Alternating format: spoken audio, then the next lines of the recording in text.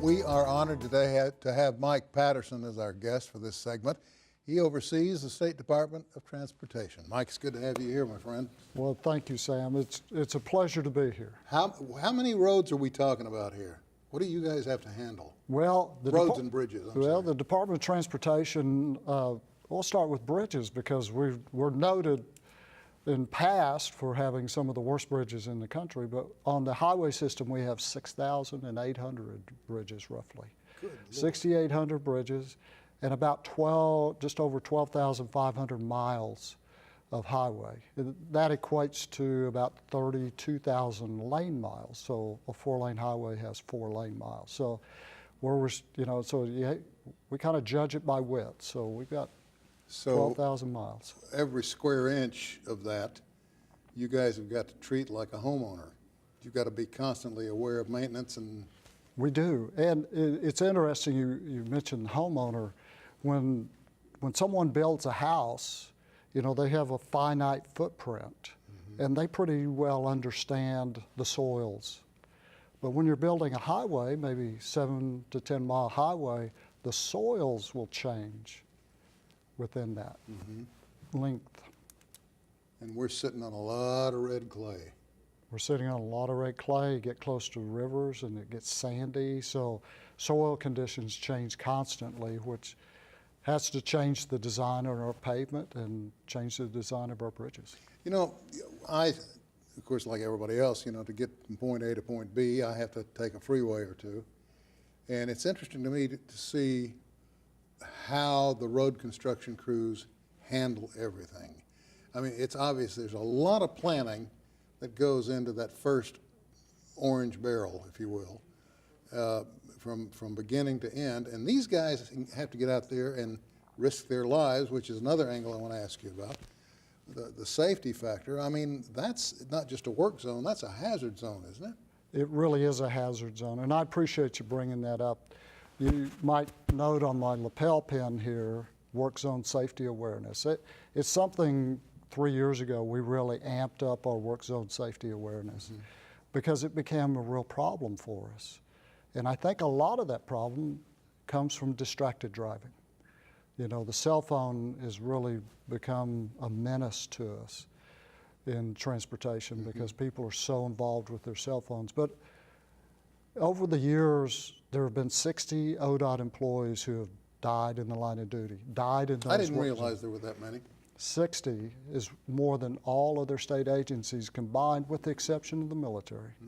But it is a very dangerous place, but in the last 5 years, we've had 75 fatalities in Oklahoma work zones. 4 of those, were ODOT employees. The other 71 were people who were just passing through the work zones. You know, this sounds like I'm reaching, but I'm not. It's a threat from what I've heard. Back in the late 70s, early 80s, there wasn't much thought given to earthquakes in Oklahoma. Then all of a sudden, a little thing called fracking came along, which changed our way of thinking. And now we got earthquakes, it seems, almost daily. As a matter of fact, we had that one over in Perry the other day, and some smaller aftershocks. I think it was 4.5. Does that pose a threat to bridges that we have in the state? It absolutely does. Just like you get concerned about your house when something happens with a seismic activity, we do the same thing with our bridges and our roadways. Some years ago, I want to say it's 3 years ago, because of the increased seismic activity, I reached out to Caltrans. They offered up 2 of their best engineers who came to Oklahoma, taught us, the DOT and the counties and the cities, about earthquakes and the impact on the transportation system. From that, we became more comfortable because before then, if there was a slight tremor, we rushed out of bed, we were inspecting every bridge. And now we know we don't have to inspect every bridge because of the education we got from Caltrans. And we also have developed what's called a shake cast system. So we now understand different risk variables related to our bridges. So because you we- guys had to go to school too? Yeah, that's right. Well, as you said a moment ago, at one point we had roughly 6,800 bridges, I think you said, We have 6,800 bridges on our system. on the system. And how many of those made news because of problems? Well, problems because of the earthquakes? No, Just because of the structural deficiency? exactly. Well, back in 2005, we were number 2 in the country for having the worst bridges. 17%, or 1,168 of our 6,800 bridges were structurally deficient, and it was not a good situation. You may remember at that time there was a lady by the name of Yvonne Osborne traveling south on I-35, I do remember that. and a chunk of concrete about the size of a football fell off that bridge, went through the windshield, and killed her. I do. We then developed putting the opportunity of putting chicken wire underneath bridges to keep the concrete from falling on drivers. We had the same thing at 193rd and 44 in Tulsa. We had concrete falling off our bridges. Unacceptable. You can't imagine how economic development can occur when someone coming into town hoping to invest in a new business looks up and sees chicken wire on bridges. No kidding. That's not a good look. Where are we now? Now we're down from 1,168, we're down to 185. We have the goal of having less than 68 or less than 1% by 2020. That's the goal that the governors have put us on, and we put ourselves on that. We're going to make that goal. That's our number one performance measure at the Department of Transportation. We have to make that goal. Scary thing about it is, we all use bridges at one time or another in Oklahoma. And I'm reminded of the Indian Nation Turnpike out there, where you've got that high roller coaster type road that goes over the swamp. So I know people drive it daily in some cases. Then you've got rural settings, bridges in rural areas that, you turn off that bridge, cut it off, folks are in a world of hurt. They have to go 15, 20 miles just to get to where they're going. So it becomes a problem, not just for the community, but for you folks as well. Well, it does, because back in 2005, when we were second in the country for worst bridges, we weren't managing bridges. Bridges were managing us.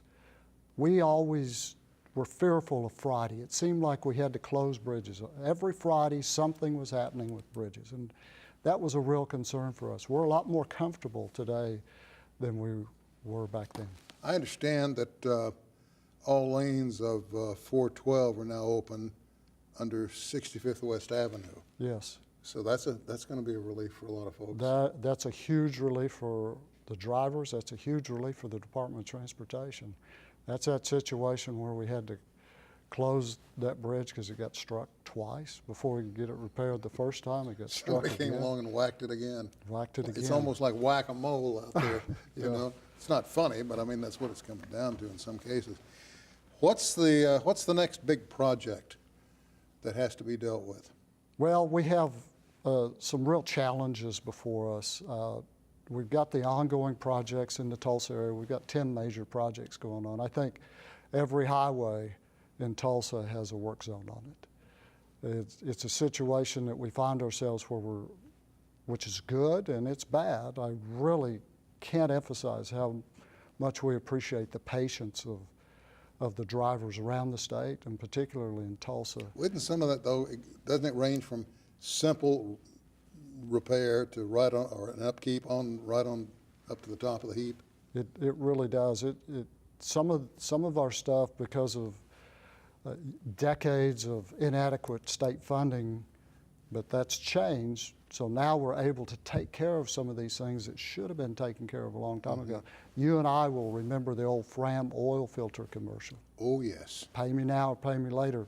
There was a time when we couldn't pay it now. So now we're paying it later, and it's costing us more to do so. But we're able to finally get to that place where we're able to take care of some of this stuff. But we've got narrow 2-lane highways all over the state, northeast Oklahoma, that we really need to put shoulders on those narrow 2-lane highways. We're having some some fatalities related to those kinds of issues. And then we've got mobility issues, and we need to widen some of our highways. And Texas is going to bring 8 lanes across the Red River on I-35. Good for Texas. Yeah, but somehow we've got to match that at some level. Hey, thank you for coming in. It's been a pleasure. We really I appreciate appreciate you. The only question we didn't get to, and we'll find out more about that down the road, is are those orange barrels breeding? Because something is amiss. Yes. They just be by thousands out there, you know, they just show up. Thank you. I only wish I had stock in it. Oh, boy, you and me both. All right, the results are in. So how did it go with Shield's big gathering here? We'll have more on that right after this.